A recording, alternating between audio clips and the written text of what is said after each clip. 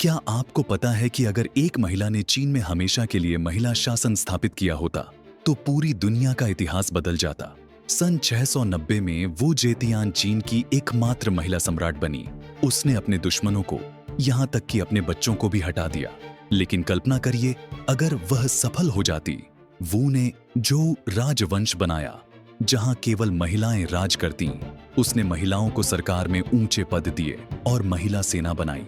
इससे चीन में मातृसत्ता स्थापित हो जाती। व्यापारिक मार्गों से यह प्रभाव दक्षिण पूर्व एशिया और मध्य एशिया तक फैल जाता। कन्फ्यूशियस के पुरुष प्रधान विचार पूरी तरह बदल जाते। सदियों बाद जब यूरोपीय व्यापारी आते तो उन्हें एक अलग दुनिया मिलती जहां महिलाएं शासन करती। शायद आज की दुनिया में लैंगिक समानता की लड़ाई ही नहीं होती। इतिहास का यह मोड़ कितना दिलचस्प है ना।